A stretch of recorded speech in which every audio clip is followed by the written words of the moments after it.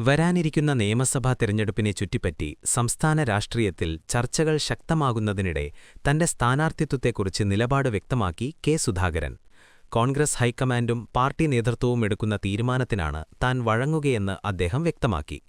കണ്ണൂരിൽ മത്സരിക്കുമെന്ന അദ്ദേഹത്തിന്റെ മുൻ പ്രസ്താവനകൾ വലിയ രാഷ്ട്രീയ ചർച്ചകൾക്കിടയാക്കിയിരുന്നു.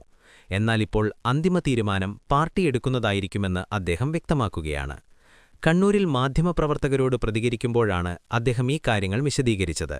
നിയമസഭാ തിരഞ്ഞെടുപ്പ് അടുത്തെത്തുന്ന സാഹചര്യത്തിൽ സ്ഥാനാർത്ഥിത്വവുമായി ബന്ധപ്പെട്ട ചർച്ചകൾ സ്വാഭാവികമാണെന്നും പാർട്ടി എന്ത് തീരുമാനമെടുത്താലും അതിനനുസരിച്ചായിരിക്കും തന്റെ നിലപാടെന്നും അദ്ദേഹം പറഞ്ഞു. പാർട്ടിയുടെ ഐക്യവും സംഘടനയുടെ താൽപര്യവും മുൻനിർത്തിയാണ് ഓരോ തീരുമാനവും എടുക്കേണ്ടതെന്നും അദ്ദേഹം കൂട്ടിച്ചേർത്തു. കണ്ണൂർ മണ്ഡലത്തിൽ മത്സരിക്കാനുള്ള തന്റെ താൽപര്യം മുമ്പ് പരസ്യമായി പറഞ്ഞിരുന്നു. എന്നാൽ അതിനു പിന്നാലെ പാർട്ടിക്കുള്ളിൽ വിവിധതരം അഭിപ്രായങ്ങൾ ഉയർന്നിരുന്നു. സംസ്ഥാന നേതൃത്വത്തിന്റെയും മുതിർന്ന നേതാക്കളുടെയും ഇടപെടലിനെ തുടർന്നാണ് വിഷയത്തിൽ അന്തിമ തീരുമാനം പാർട്ടി കൈക്കൊള്ളട്ടെ എന്ന നിലപാട് അദ്ദേഹം സ്വീകരിച്ചതെന്നാണ് സൂചന.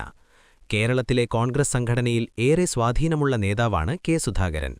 ഇന്ത്യൻ നാഷണൽ കോൺഗ്രസിന്റെ സംസ്ഥാന ഘടകമായ കേരള പ്രദേശ് കോൺഗ്രസ് കമ്മിറ്റിയുടെ മുൻ പ്രസിഡന്റായി അദ്ദേഹം പ്രവർത്തിച്ചിട്ടുണ്ട്. പാർട്ടിയുടെ സംഘടനാ പ്രവർത്തനങ്ങളിലും തെരഞ്ഞെടുപ്പ് രാഷ്ട്രീയത്തിലും ദീർഘകാലമായി സജീവമാണ് അദ്ദേഹം.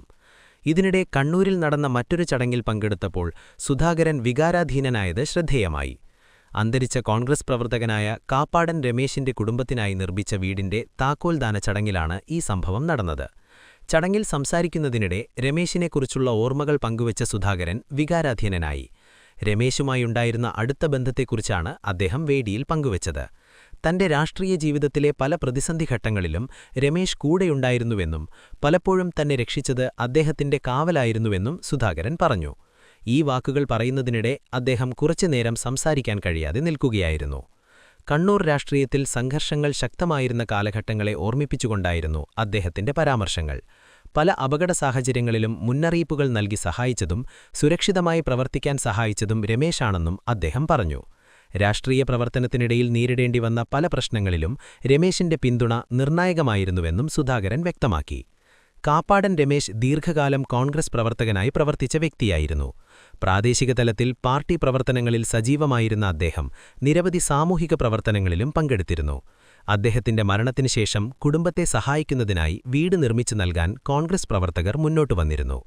ആ വീടിന്റെ താക്കോൽ കുടുംബത്തിന് കൈമാറുന്നതിനായാണ് ചടങ്ങ് സംഘടിപ്പിച്ചത്. ചടങ്ങിൽ പാർട്ടി നേതാക്കളും പ്രവർത്തകരും പ്രദേശവാസികളും പങ്കെടുത്തു.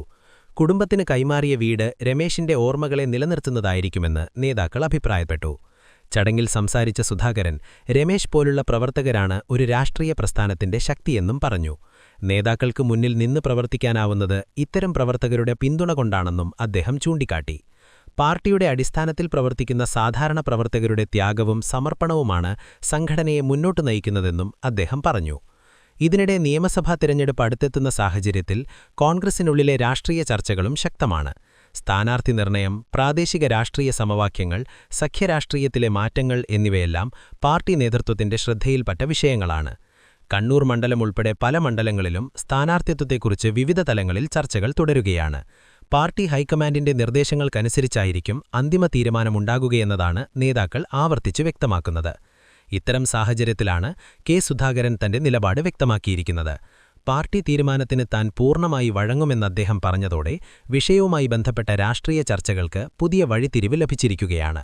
മൊത്തത്തിൽ നിയമസഭാ തെരഞ്ഞെടുപ്പിന്റെ പശ്ചാത്തലത്തിൽ കോൺഗ്രസിനുള്ളിൽ സ്ഥാനാർത്ഥി നിർണയം പ്രധാന ചർച്ചയായി തുടരുമ്പോൾ കെ. സുധാകരന്റെ നിലപാട് പാർട്ടി രാഷ്ട്രീയത്തിൽ ശ്രദ്ധേയമായി മാറിയിരിക്കുകയാണ്.